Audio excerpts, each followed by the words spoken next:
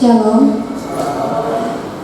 Mari kita membuka Alkitab kita dari Kitab Yunus pasal 4 ayat yang ke-1 hingga ayatnya yang ke-11. Yunus pasal yang keempat ayat yang pertama hingga ayatnya yang ke-11. Saya akan membacakannya untuk kita sekalian. Di bawah perikop, Yunus belajar menginsafi bahwa Allah mengasihi bangsa-bangsa lain. Demikianlah bunyi firman Tuhan. Tetapi hal itu sangat mengesalkan hati Yunus, lalu marahlah ia dan berdoa ia kepada Tuhan. Katanya, "Ya Tuhan, bukankah telah kukatakan itu ketika aku masih di negeriku? Itulah sebabnya maka aku dahulu melarikan diri ke Tarsis, sebab aku tahu bahwa Engkaulah Allah yang pengasih dan penyayang, yang panjang sabar dan berlimpah kasih setia, serta yang menyesal karena malapetaka yang hendak didatangkannya. Jadi sekarang ya Tuhan, cabutlah kiranya nyawaku, karena lebih baik aku mati daripada hidup." Tetapi firman Tuhan, "Layakkah engkau marah?" Yunus telah keluar meninggalkan kota itu dan tinggal di sebelah timurnya. Ia mendirikan di situ sebuah pondok dan ia duduk di bawah naungannya menantikan apa yang akan terjadi atas kota itu. Lalu atas penentuan Tuhan Allah tumbuhlah sebatang pohon jarang melampaui kepala Yunus untuk menaunginya agar ia terhibur daripada kekesalan hatinya. Yunus sangat bersuka cita karena pohon jarang itu.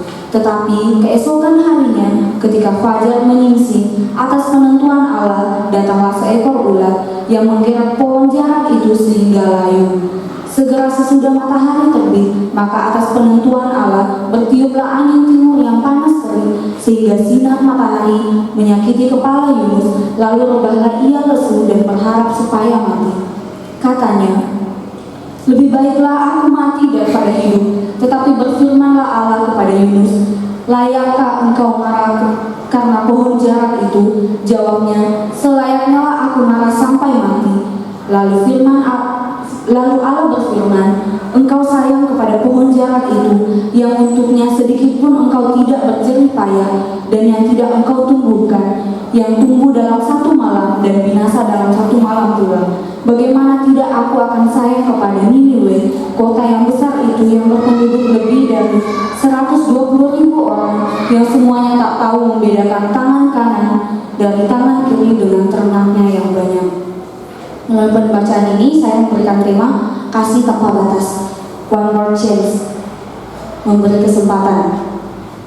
Ada sebuah kisah nyata, pendiri perusahaan komputer IBM yang bernama Tom Watson. Ia mempunyai seorang manajer baru yang karirnya sedang melejit. Nah, suatu kali bosnya ini yang bernama Tom Watson memberikan suatu proyek besar kepada manajernya yang baru ini senilai 12 juta US dollar. Tapi sayang, manajernya ini mengalami kegagalan dan akhirnya perusahaan pun mengalami kerugian yang sangat besar. Akhirnya karena manajer ini merasa gagal, ia pun mengajukan surat pengunduran diri. Ia berkata dalam suratnya, "Saya yakin Anda menginginkan pengunduran diri saya." Itulah katanya terhadap bosnya. Keesokan harinya, bosnya tersebut memanggil dia dan mengatakan kepadanya, "Saya tidak menginginkan pengunduran diri Anda. Saya baru saja mengeluarkan uang yang sangat besar untuk mendidik Anda. Inilah awal untuk Anda bekerja." Wah, kita tidak menyangka jawaban bosnya. Mungkin bagi orang lain manajernya ini sudah gagal, tetapi bosnya mau memberikan kesempatan kepada manajernya ini untuk melakukan hal yang lebih baik lagi. Nah, saudara-saudara yang dikasihi Tuhan, bukankah hal ini pula yang sedang dilakukan Tuhan bagi bangsa Niniwe dalam pembacaan kita pada hari ini? Tetap memberikan kesempatan untuk bertobat. Ada kuasa yang luar biasa terjadi ketika kita mau bahkan menyadari bahwa masih ada kesempatan. Satu hal yang ingin kita renungkan pada pagi hari ini, masalah Yunus adalah masalah kita. Memberi kesempatan sekali lagi membuktikan kasih tanpa batas. Saya akan membagi bagian nas ini menjadi dalam 3 poin yang perlu kita perhatikan, yakni tentang perbandingan sikap Yunus dan respon Allah terhadap sikap Yunus. Yang pertama, kita dapat melihat dalam ayat yang pertama hingga ayatnya yang ketiga, Tetapi hal itu sangat mengesalkan hati Yunus. Lalu marahlah ia dan berdoa ia kepada Tuhan. Katanya, "Ya Tuhan, bukankah telah kukatakan itu ketika aku masih di negeriku? Itulah sebabnya maka aku dahulu melarikan diri ke Tarsis. Sebab aku tahu bahwa Engkaulah Allah yang pengasih dan penyayang, yang panjang sabar dan berlimpah kasih setia, serta yang menyangkal malapetaka yang hendak didatangkannya. Jadi sekarang ya Tuhan, cabutlah kiranya nyawaku, karena lebih baik aku mati daripada hidup." Kita dapat melihat bahwa Yunus merasakan kekesalan hati. Nah, mengapa Yunus mengalami kekesalan hati? Kita bisa melihatnya dalam ayat yang kedua, di mana Yunus merasa kesal karena Allah telah menyesal dan tidak jadi mendatangkan malapetaka atas kota Niniwe. Kata Allah menyesal di dalam ayat yang kedua ini bukan menunjukkan bahwa Allah tidak konsisten akan keputusannya, dan akhirnya Allah mengambil keputusan yang gegabah dan menyesali keputusannya tersebut. Dalam terjemahan NIV dikatakan bahwa "a God who relents from sending calamity." Kata relents ini sinonim dengan mencabut, memikirkan kembali, dan membatalkan. Bukan berarti menyesal, karena pemberitaan yang dilakukan oleh Yunus, kuasa Allah pun terjadi. Satu bangsa bertobat dan berbalik kepada Tuhan. Namun apa yang terjadi saudara-saudara? Yunus tidak menginginkan Allah mencabut keputusannya atas bangsa Niniwe tersebut, karena Yunus menganggap bahwa bangsa Niniwe telah melakukan kejahatan yang sangat besar sehingga mereka tidak layak untuk diberi pengampunan. Namun Allah memiliki kasih yang jauh lebih besar dibanding perbuatan buruk bangsa Niniwe yang telah mereka perbuat. Lalu apa respon Allah terhadap perkataan Yunus? Kita dapat melihat dalam ayat yang keempat, bunyi firman Tuhan, "Tetapi firman Tuhan, layakkah engkau marah? Layakkah engkau marah?" Allah mengatakan kepada Yunus, "Layakkah engkau marah?" Allah memberikan pertanyaan, bukan suatu jawaban atas pernyataan Yunus. Allah memberikan pernyataan yang sangat lembut, yang menunjukkan bahwa kesabarannya terhadap hambanya yang telah melakukan hal yang sama sekali tidak berkenan. Kasih Allah tidak ada batasnya bagi yang dikasihinya. Sedangkan Yunus membatasi kasih tersebut sehingga ia tidak ingin ada pengampunan atas kota Niniwe tersebut. Disinilah letak perbedaan kasih Allah dan kasih manusia. Nah, saudara-saudara, terkadang kita pun seperti demikian. Kita membatasi kasih kita pada orang-orang yang tertentu saja. Ketika kita melihat bahwa orang tersebut memiliki kekurangan dan kita pun tidak ingin meneruskan kasih kita tersebut, sehingga kita membatasi diri kita terhadap orang lain. Bagian yang kedua, poin yang kedua, dari ayat yang kelima sampai ayat yang ke-9, saya akan membacakannya untuk kita sekalian. Yunus telah keluar meninggalkan kota itu dan tinggal di sebelah timurnya. Ia mendirikan di situ sebuah pondok dan ia duduk di bawah naungannya, menantikan apa yang akan terjadi atas kota itu. Lalu atas penentuan Tuhan Allah, tumbuhlah sebatang pohon jarak melampaui kepala Yunus untuk menaunginya, agar ia terhibur daripada kekesalan hatinya. Yunus sangat bersuka cita karena pohon jarak itu. Tetapi keesokan harinya, ketika fajar menyingsing, atas penentuan Allah datanglah seekor ular yang menggerap pohon jarak itu sehingga layu. Segera sesudah matahari terbit, maka atas penentuan Allah bertiuplah angin timur yang panas terik, sehingga sinar matahari menyakiti kepala Yunus. Lalu rebalah ia lesu dan berharap supaya mati. Katanya, "Lebih baiklah aku mati daripada hidup." Tetapi berfirmanlah Allah kepada Yunus, "Layakkah engkau marah karena pohon jarak itu?" Jawabnya, "Selayaknya lah aku marah sampai mati." Dalam bagian ini, kemudian kita melihat Yunus yang pergi meninggalkan kota Niniwe. Padahal kita tahu bangsa Niniwe telah bertobat, namun Yunus tetap merasakan kekesalan hati karena Allah telah mencabut hukumannya atas kota Niniwe. Akhirnya Yunus pergi meninggalkan kota itu dengan kekesalan hatinya. Sudah dari semenjak awal panggilannya, Yunus sudah melarikan diri dari hadapan Tuhan. Kita bisa melihat dalam pasalnya yang ke-1, sehingga Tuhan memberikan satu pelajaran yang penting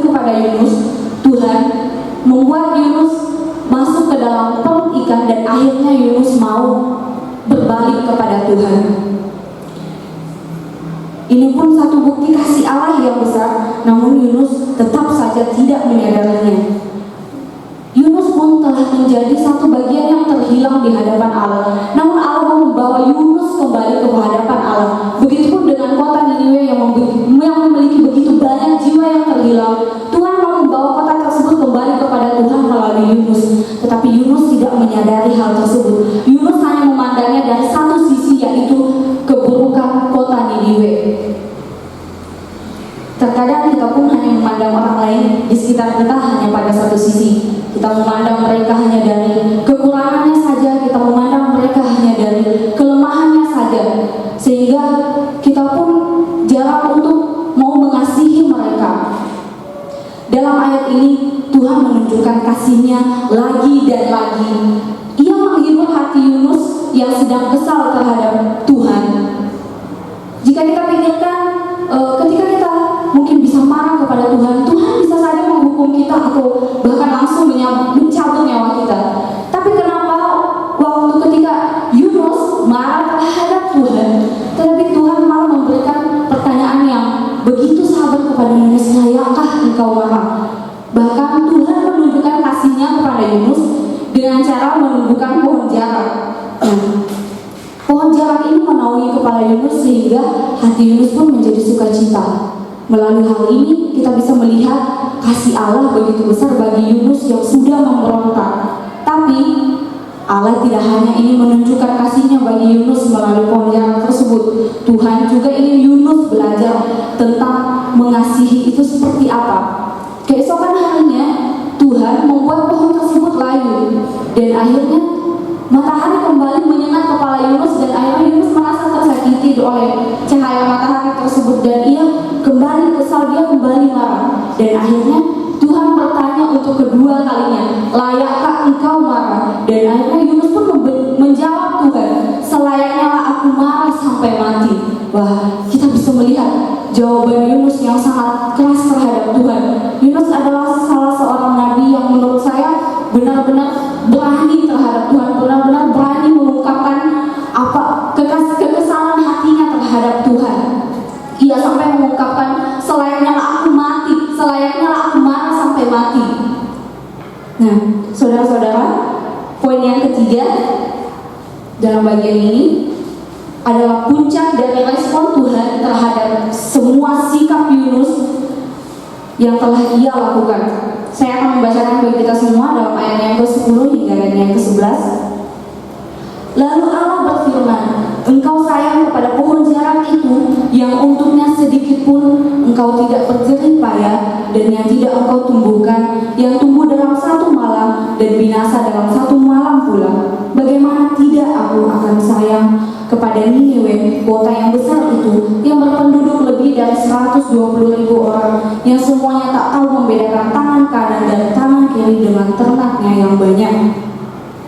Saudara-saudara, saya memberikan bagian ketiga ini merupakan puncak dari respon Allah terhadap semua sikap bahkan perkataan Yunus yang tidak seharusnya ia perbuat dan katakan kepada Tuhan.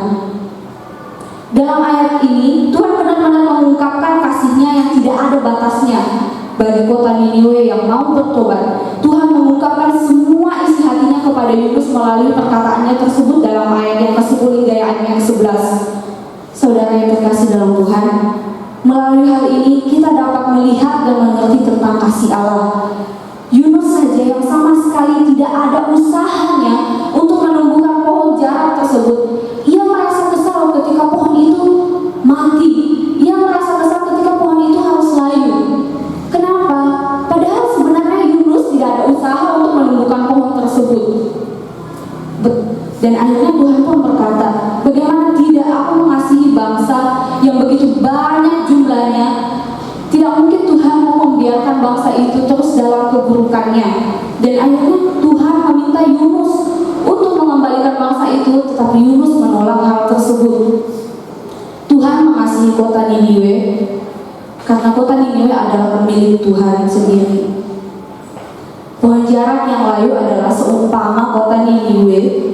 Tuhan mau menyadarkan Yunus bahwa kasih-Nya bukanlah kasih yang dibatas-batasi oleh apapun, bahkan oleh keberdosaan sekalipun.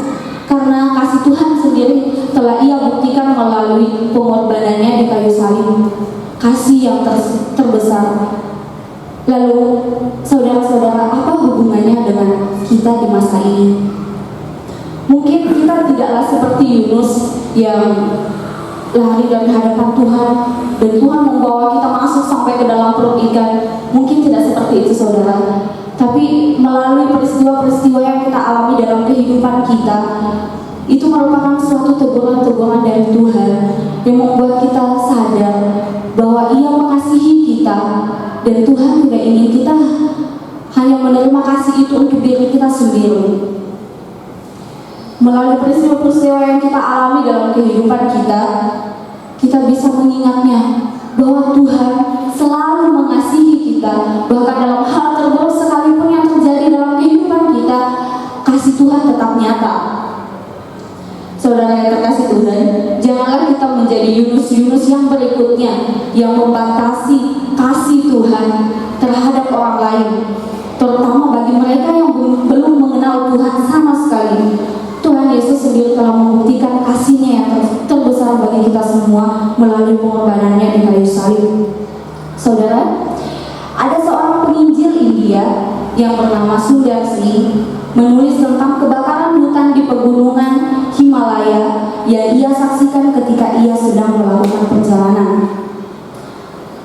Saat banyak orang berusaha memadamkan api, ada sekelompok orang yang memadani sebuah pohon yang dahan-dahannya mulai dijalari api. Nah, di pohon tersebut seekor induk burung dengan panik terbang berputar mengitari pohon tersebut. Ia kebingungan karena pohon tersebut mulai terbakar dan anak-anaknya pun pasti akan terbakar. Lalu, apa yang terjadi, saudara-saudara? Induk ini bukan malah terbang menjauh meninggalkan anak-anaknya.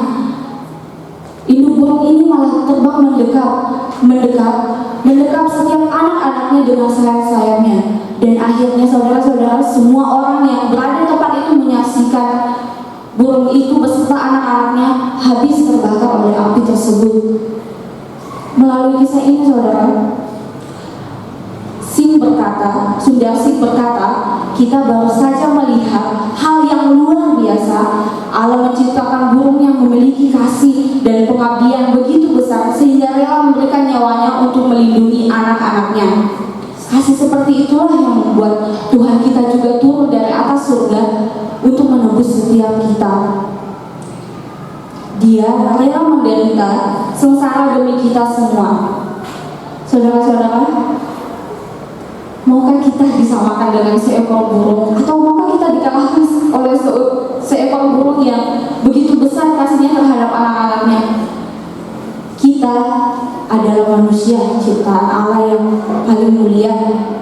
Kita telah menerima kasih Allah itu. Bagaimana cara kita membagikan kasih kita, kasih yang telah kita terima dari Tuhan kita Yesus Kristus, kita bagikan kepada setiap orang yang ada di sekitar kita. Bahkan bukan hanya kepada saudara-saudara seiman kita, tetapi kepada setiap orang-orang yang belum mengenal Tuhan sama sekali. Saudara-saudara yang terkasih Tuhan, janganlah kita membiarkan kasih itu berhenti di diri kita sendiri. Marilah kita membawa kasih tersebut kepada orang lain. Kasih yang tak ada batasnya, kasih yang masih memberikan kesempatan, seperti Tuhan memberikan kesempatan kepada kota Niniwe untuk bertobat. Bagaimana kita bisa memberikan kesempatan kepada orang lain untuk bisa menjadi lebih baik dengan cara kita mengasihi orang tersebut? Bagaimana kasih itu bisa tersalur jika kita membatasi diri kita, kalau kita berkonsep bahwa orang itu tidak bisa berubah? Saudara, janganlah kita membatasi kasih tersebut, atau janganlah kita menikmati kasih yang telah kita terima dari Tuhan Yesus Kristus hanya untuk diri kita sendiri. Mari kita memberikan kesempatan bagi orang lain untuk berubah dari keburukannya. One more chance, saudara. Karena kita tahu kita telah menerima kasih yang terbesar dari Tuhan kita. Sebelum kita membagikan kasih itu kepada orang lain, kita telah menerimanya sudah. Kita sudah telah menerimanya terlebih dahulu, kasih yang terbesar. Mari kita bersatu dalam doa.